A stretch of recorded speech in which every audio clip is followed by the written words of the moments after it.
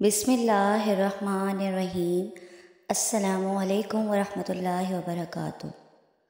اگر اللہ نے آپ کو سب سے زیادہ آزمائش میں ڈال رکھا ہے اور تو سمجھ لو اللہ کس چیز کا اشارہ دے رہا ہے۔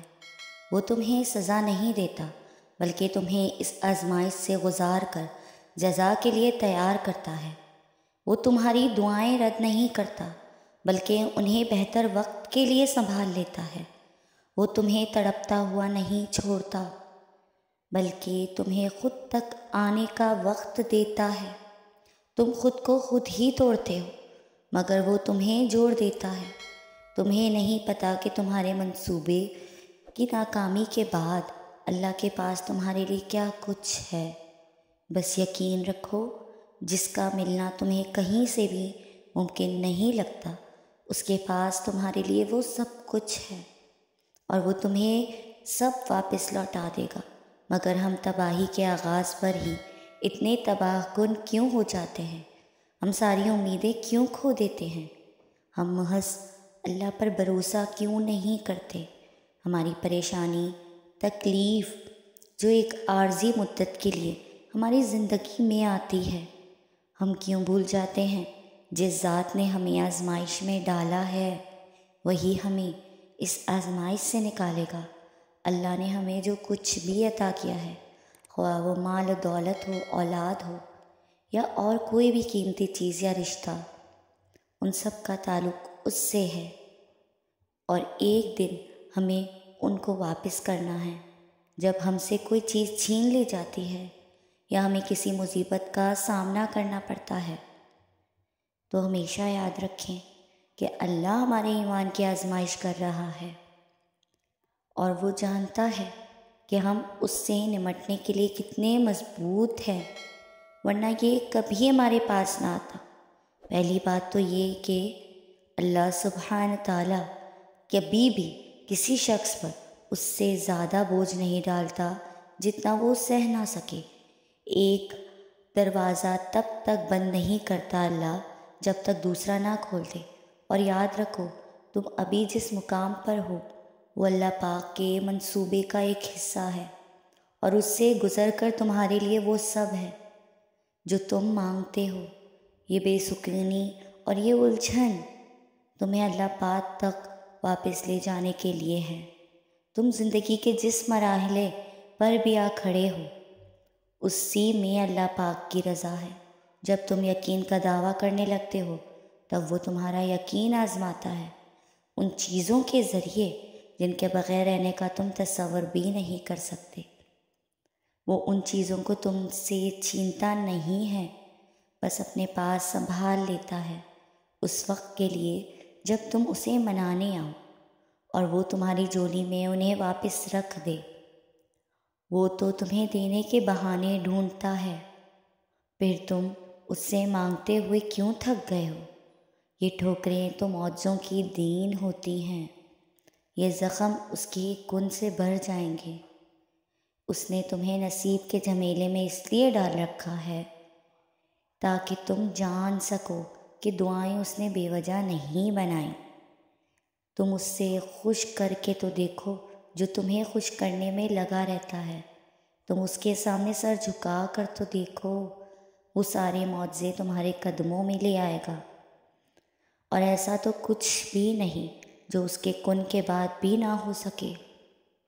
اور اگر آج اتنا کچھ سہ جانے کے باوجود بھی تم پہلے سے کئی زیادہ مضبوطی سے کھڑے ہو تو یہ اللہ ہی ہے جس نے آپ کے درجے بلند کرنے کے لیے دل میں صبر کو ڈال رکھا ہے، آپ کا ہاتھ مضبوطی سے تھام کر وجود پر اپنی رحمت کا ٹھنڈا سایہ کر دیا ہے، اور وہ آپ کے ہر اس لمحے کو جانتا ہے جس میں آنسوؤں کو لبوں کی مسکراہٹ میں سجا کر آپ پی گئے ہیں۔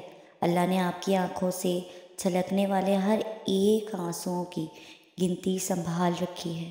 آپ یقین کامل کی ہمراہ اپنی دعاؤں پر ڈٹے رہیں، وہ تو بس آپ کے قلب میں رکھے گئے یقین کی گہرائی کو آزما رہا ہے۔ وہ آپ کے لیے مدد کے تمام دروازے کھولے گا کیونکہ اسی نے تو کھولنے ہیں، اس کے سوا اور کون الفتح ہو سکتا ہے؟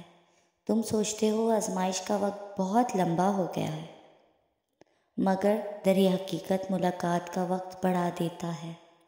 اللہ کو بہت پسند ہے جب تم دنیا سے نہیں اس سے مانگتے ہو، جب تم بے بسی کا رونا کائنات کے سامنے نہیں بلکہ اس کے سامنے روتے ہو، جب تم سب ختم ہونے کے بعد بھی اس یقین کے ساتھ دعا کرتے ہو کہ اس کے سوا کوئی تمہیں کچھ نہیں دے سکتا، جب تم سجدہ کرتے ہو، جب تم سانس لیے بغیر بے ساختہ اس کا نام پکارنے لگتے ہو، تب وہ تمہیں دیکھ کر مسکراتا ہے، تب وہ تمہارے مان کی لاج رکھ لیتا ہے، سارے وسوسوں کو ختم کر دیتا ہے۔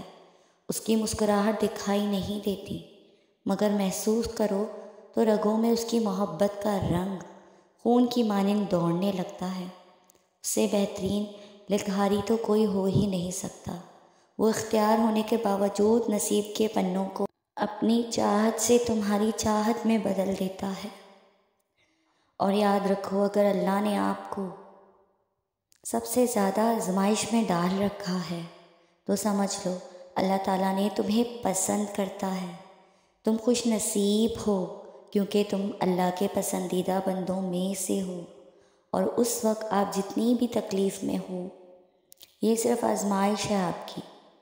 آپ کا رب آپ کو آزما رہا ہے کہ میرا محبوب بندہ اس آزمائش کے وقت میں بھی میرا شکر ادا کرتا ہے، یا پھر گلہ کرنے لگتا ہے کہ مجھے ہی کیوں ڈالا گیا اس مشکل میں۔ تو سنو، آپ کو بس بھروسہ رکھنا ہے اپنے رب پر، جس نے آپ کو اس مشکل میں، اس تکلیف میں ڈالا ہے، وہی آپ کو اس سے نکال بھی لے گا۔ ابھی جو ہو رہا ہے وہی آپ کے حق میں بہترین ہے۔